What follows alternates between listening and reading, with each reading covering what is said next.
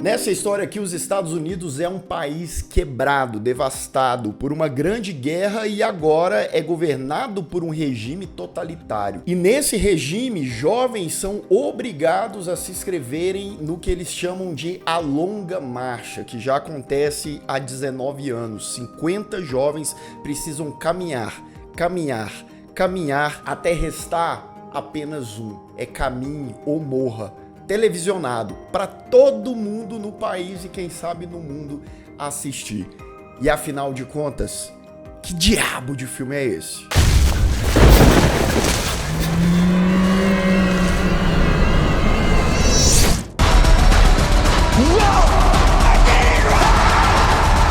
Sejam todos muito bem-vindos a mais um Refúgio Cult, meus amigos, hoje pra gente falar sobre A Longa Marcha, Caminhe ou Morra. Filme que é uma adaptação que tá nos cinemas agora. Adaptação de quem? Dele, do homem rei Roberto Carlos? Não, Stephen King. O King lançou esse livro em 1979, é um livro antigo, pelo pseudônimo de Richard Bachman. Lucas, aquele Batman? Não, era o Stephen King, é Batman, B-A-C-H-Man.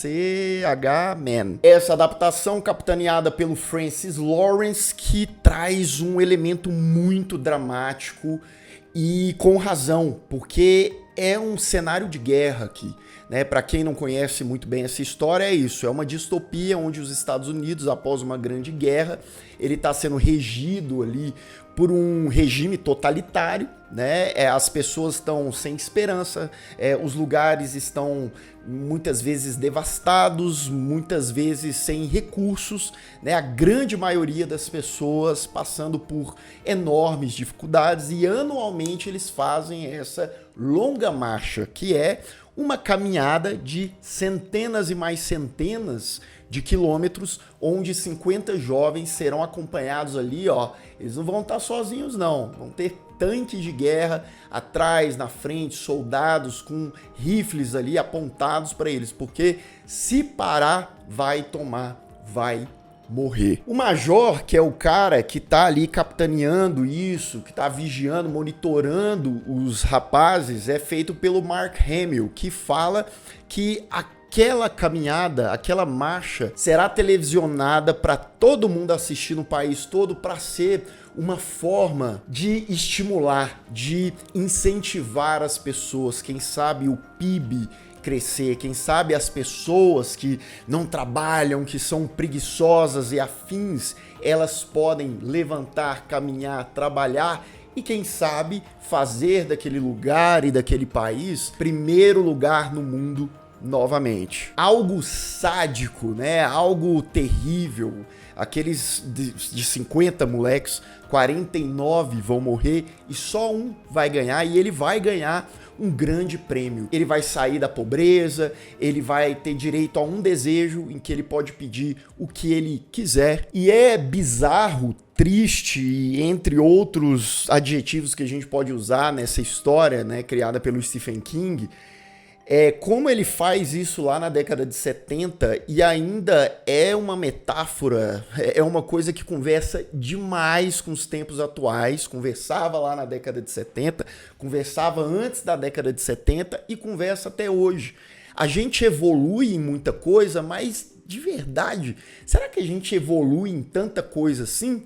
Será que o ser humano, além da tecnologia, que é uma coisa que evolui pra caramba, o ser humano como ser humano, ele toma atitudes diferentes, ele quer ser de fato melhor, e essa história do King é uma coisa que é isso, Por exemplo, o sadismo que está sendo televisionado, toda aquela violência, toda aquela brutalidade que alguém está ganhando dinheiro, alguém está ganhando muito, os poderosos estão lá de cima assistindo aos pobres, jovens que têm um futuro todo pela frente, simplesmente perderem as suas vidas. Quantas analogias a gente não pode falar de conflitos, de guerras, de violência, de inocente morrendo, de pessoas ou governos ou empresas, quantas coisas a gente não pode trazer para essa caixa, para esse âmbito do autoritarismo onde só assistem aos que estão aqui, aos que estão debaixo, sucumbirem a essa decadência, né? A essa falta de esperança que é despejada na sociedade.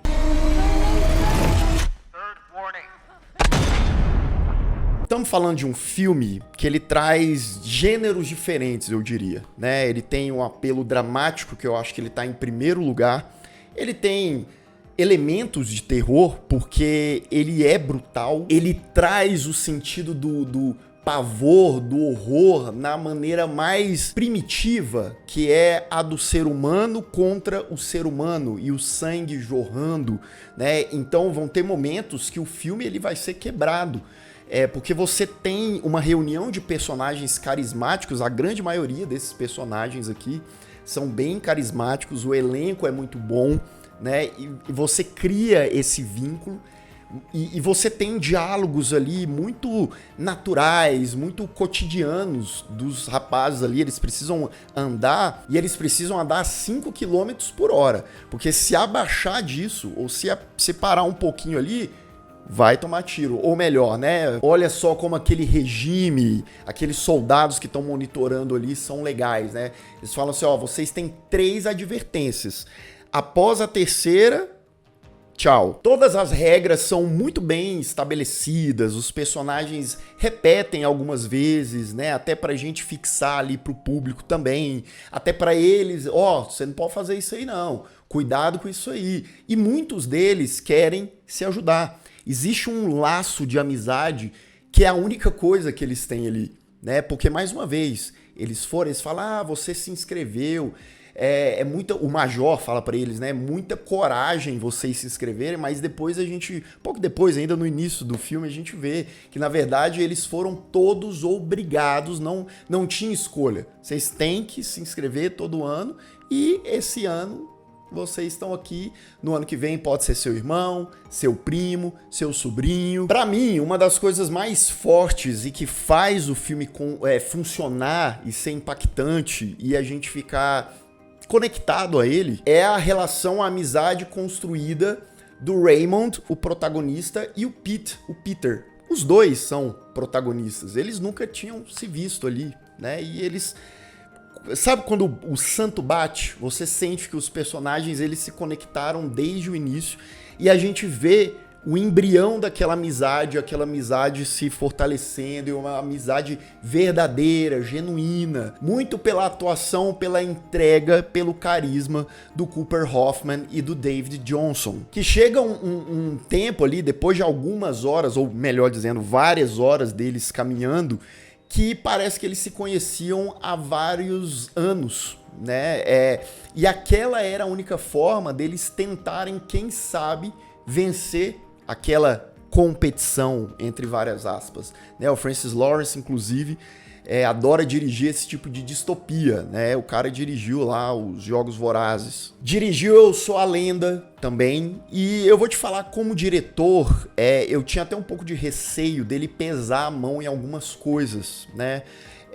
Mas eu acho que ele se controlou um pouco, e eu acho que esse filme ele tem ótimos méritos em relação a como ele vai conduzir aquela narrativa, né? É um filme que ele permanece nessa situação o tempo todo. São caras caminhando por vários lugares, né? Durante vários períodos ali do dia, seja de madrugada, de manhãzinha, anoiteceu, tá chovendo, tá um sol escaldante.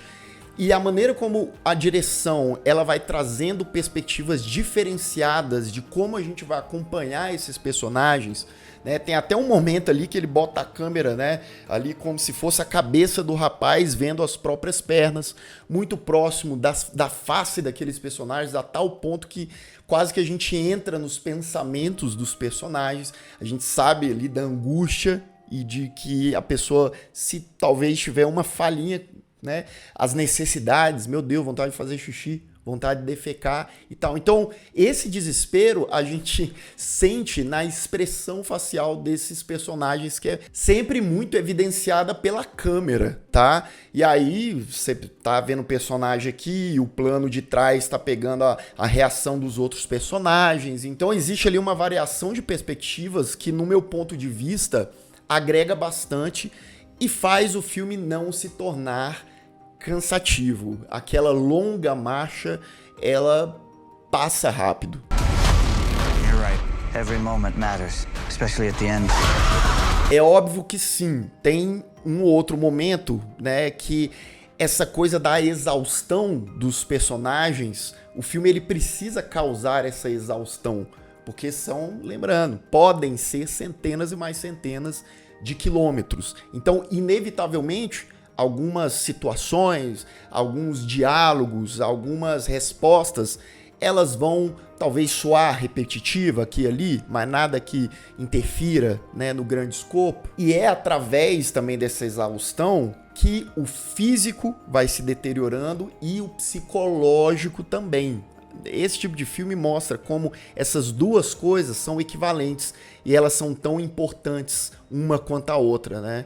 Não adianta o seu físico tá bom, mas a sua mente tá destruída. E no filme isso tem consequências violentas, brutais. Eu disse que tinha vários gêneros, né? Aí eu falei do drama, terror, mas tem ali o suspense, o mistério, né? Do que vai acontecer, quando vai acontecer, aquela coisa da paranoia, até o espacinho para uma comédia sutil, mas que tá ali nos diálogos dos personagens, justamente para de vez em quando trazer aquele respiro. E aproveite esses respiros, porque depois é só pedrada. E eu gosto muito desses filmes, como eu disse, né? Você não tá vendo uma guerra ali, mas é um cenário de guerra. É algo que lembra muito a guerra, né? São competidores que são soldados ali, soldados que vão perdendo. E aqueles companheiros, né, os soldados companheiros, eles vão sentindo. E toda vez que um cai, um pouquinho da energia,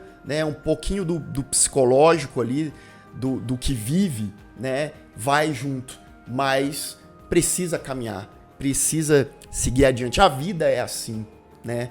A gente vai vendo pessoas partindo, né? Lá na pandemia que mais de 700 mil só aqui no Brasil se foram e a gente tá aqui. Eu tô aqui até o momento, você tá aí e a gente precisa continuar. A gente precisa caminhar, né? O melhor que a gente consegue ser, pelo menos, né? A gente tentar ter essa consciência, porque a única certeza que a gente tem da vida é a morte. E aqui para eles era num espaço muito mais curto de tempo. Aquela caminhada para 49 daqueles 50 seria interrompida pela morte instantânea ali daquele regime, daquela condição, né?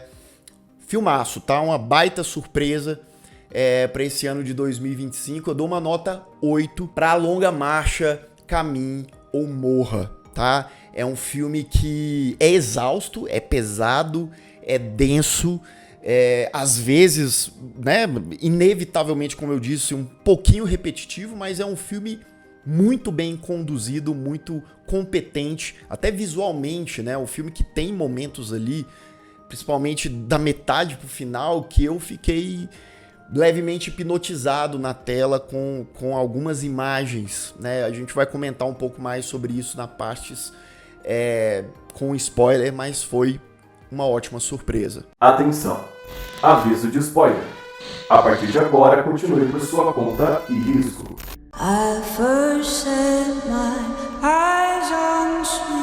Bem, vamos lá. Essa Longa Marcha é um filme, né? Quando eles começam a caminham ali os primeiros, sei lá, 10, 20, 30 quilômetros, tem uma vibe até leve, né? O filme, porque eles estão criando laços, aí tem uns babaquinha, tem lá o loiro, tal do Barkovich, né, que é babaquinha e tal, enfim, sempre tem que ter, né, esse tipo de personagem, mas a coisa pesa, eles sabem da realidade cruel que eles estão vivendo ali, quando o pessoal começa a morrer. O rapaz começa a ter cãibra ali, aí tem a primeira advertência, a segunda advertência, a terceira advertência, não conseguiu continuar nos 5 quilômetros, né, ali, é tiro, né? Tem o outro que tem convulsão ali no meio, e eles todos assustados, mas é aquilo, né? Não pode parar, não pode ajudar, não tem como, senão as pessoas vão morrer.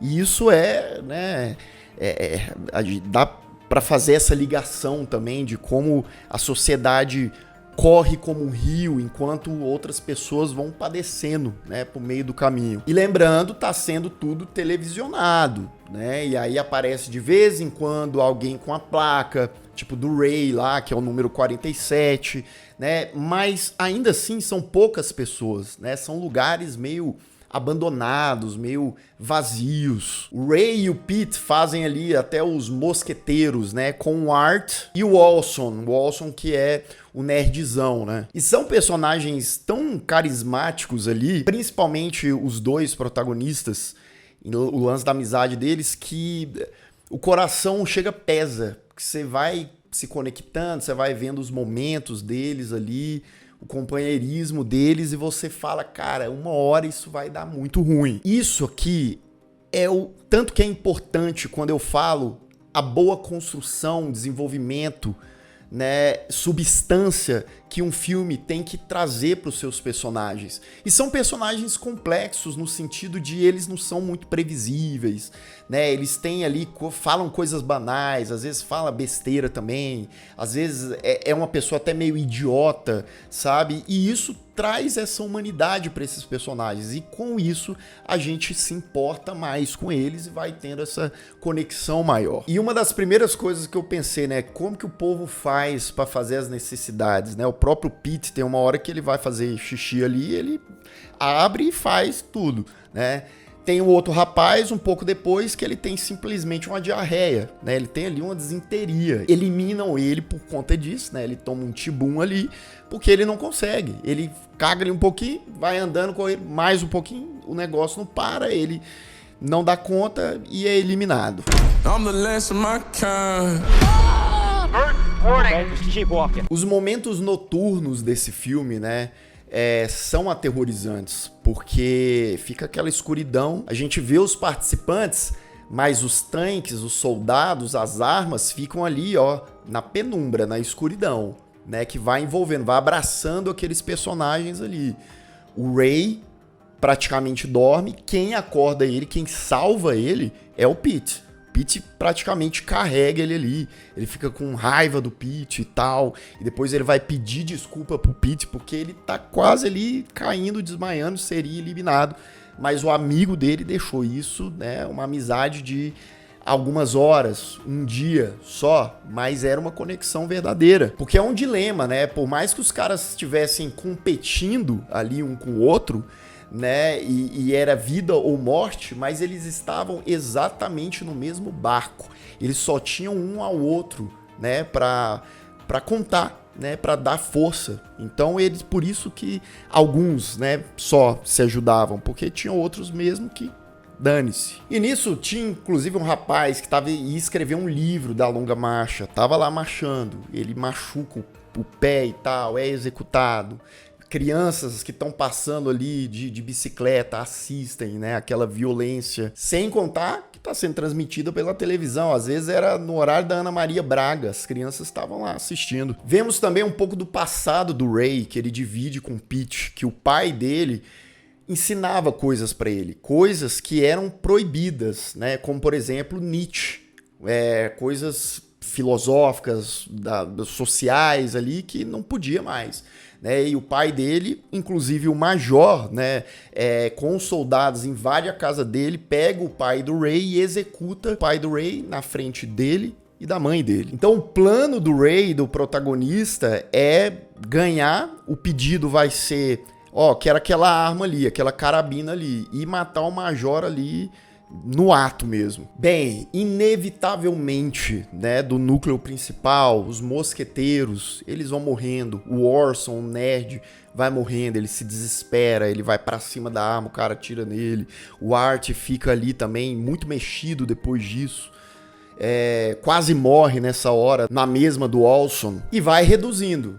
Pouquíssimos. Tem o Barkovich, que é o loiro doidão lá, o babaquinha. Ele surta, ele tem um surto ali, né? E acaba indo pra frente dos rapazes e pega ali, ele mesmo, né? Faz o trabalho de se eliminar. Depois de 500 quilômetros já andados, né? Alguns dias andados, o Ray vê a mãe dele, né? A mãe dele emocionada, ele se desespera, emociona, o Pete vai lá pegar ele novamente e fala, cara, foco, senão tu vai morrer. Bem, mais pro final só tem 4, o Art acaba desistindo, ele tava mal, sangrando, né, e sobram 3, que é o Ray, o Pete e o Stebbing, que é um outro loiro lá que revela ser um filho bastardo do Major, né? E ele conhecia tudo da longa marcha e tal, e ele tinha um sonho de tomar chá lá com o pai, ter enfim, mas ele também acaba desistindo, acaba morrendo, restando apenas os 2 amigos, né? Ray e Pete.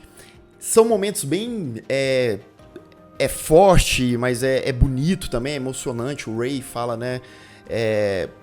Quando a gente escolhe os últimos momentos, tem o privilégio de escolher os últimos momentos da nossa vida, né? A vida ela fica mais leve. E ele fala que estava em paz, né? E eles chegam no centro da cidade ali, tem um monte de gente à noite chovendo, né, visualmente, né, esteticamente bem bonito esse momento também. E o Pete decide desistir, ele para de andar, né, pro Ray, o amigo dele, sobreviver. O Ray vai lá, cata ele e fala, não, você não vai desistir, vamos lá. Os 2 andam, e aí o Ray, sem o Pete perceber, ele para, ele desiste, e ele acaba morrendo, sendo executado. Sobrando apenas Pete, né, ele fica completamente impactado vendo ali a morte do amigo, né? E é muito tenso, porque o pessoal começa a comemorar, o Major dá parabéns, soltam fogos de artifício, né? E o Pete fica em estado de choque. Ele tem um desejo, e o que ele pede pro Major? Ele pede uma carabina, ele pede a arma, entregam a arma para ele, ele aponta pro Major.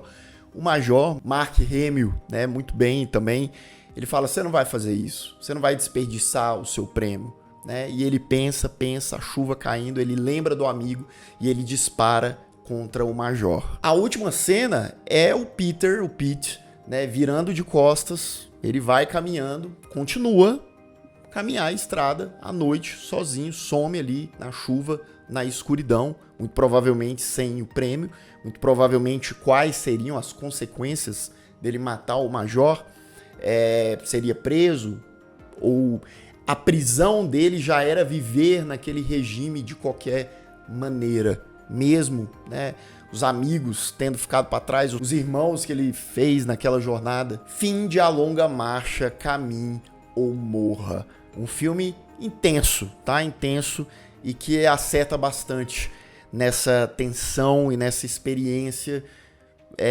de ansiedade, né, de aflição ali, principalmente sabendo desses personagens, eu diria que em maioria, né, personagens muito bem desenvolvidos ali. E você, assistiu A Longa Marcha? Não assistiu? Leu o livro, quem sabe, né, tá em dúvida se vai assistir ou não o filme? Deixa suas opiniões, se você gostou do filme, se você não gostou, às vezes se decepcionou. E se você ainda não é inscrito aqui no canal, se inscreva aqui embaixo, clique no sininho para receber todas as notificações e deixe o seu like, que ajuda muito o Refúgio Cult, e se torne membro do canal, claro, se você quiser e puder. Aqui no link você vê todos os benefícios de se tornar membro. E eu vou ficando por aqui, caso você tenha perdido os últimos vídeos do canal, ó, estão aparecendo bem aqui do meu lado, é só clicar e assistir caso o YouTube não tenha te mandado. Um grande abraço e até mais.